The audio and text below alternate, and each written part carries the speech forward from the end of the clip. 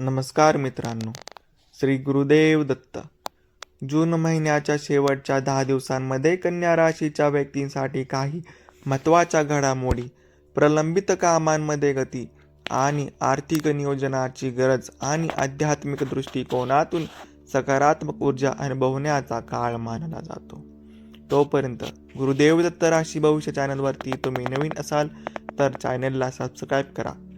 दररोज राशी भविष्य पाहण्यासाठी आणि कमेंट्समध्ये श्री गुरुदेव दत्त, श्री स्वामी समर्थ लिहायला विसरू नका.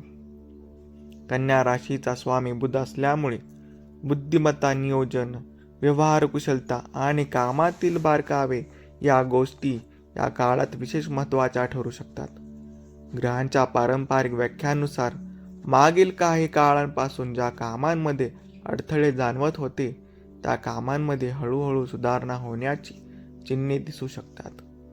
नोकरी करणाऱ्या व्यक्तींना वरिष्ठांकडून विश्वास मिळणे, नवीन जबाबदाऱ्या स्वीकारण्याची संधी मिळणे किंवा आधी केलेल्या मेहनतीचे कौतुक होणे यासारखे अनुभव येऊ शकतात, असे काही ज्योतिषीय मतांमध्ये सांगितले जाते. तर व्यवसाय करणाऱ्या व्यक्तींसाठी ग्राहकांशी संबंध मजबूत होणे, नवीन संपर्क निर्माण होणे आणि अडकलेले व्यवहार मार्गी लागण्याची शक्यता व्यक्त केली जाते.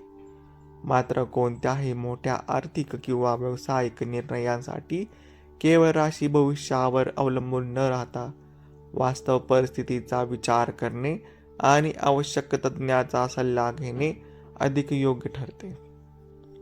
तर आर्थिक बाबतीत या काळात उत्पन्न आणि खर्च यांमध्ये संतुलन राखणे महत्त्वाचे ठरू शकते. काही लोकांना प्रलंबित पैसे मिळणे, अतिरिक्त उत्पन्नाचे साधन सापडणे किंवा पूर्वी केलेल्या प्रयत्नांचा फायदा मिळण्याची शक्यता जाणवली जाते.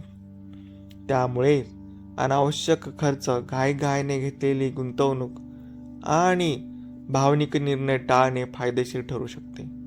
कुटुंबातील वातावरण सुधारणा होण्याची शक्यता मानली जाते. एखादा जुना गैरसमज होणे, घरातील सदस्यांचे संबंध वाढणे आणि एखाद्या शुभ कार्याची चर्चा करू शकते, अशा घटना घडू शकतात. विवाहित व्यक्तींना जोडीदाराचे सहकार्य मिळू शकते, तर अविवाहित व्यक्तींना नवीन ओळखी निर्माण होण्याची संधी मिळू शकते. तर प्रेम संबंधांमध्ये संयम, स्पष्ट संवाद आणि परस्पर विश्वास या गोष्टी नाते अधिक मजबूत करण्यास मदत करू शकतात. तर विद्यार्थ्यांसाठी हा काळ अभ्यासात सातत्य ठेवण्याचा आणि नवीन कौशल्य आत्मसात करण्याचा मानला जातो.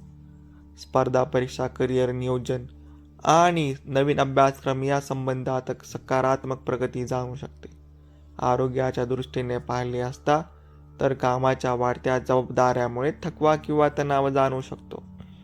त्यामुळे पुरेशी झोप, संतुलित आहार आणि नियमित व्यायाम यांना प्राधान्य देणे आवश्यक ठरू शकते.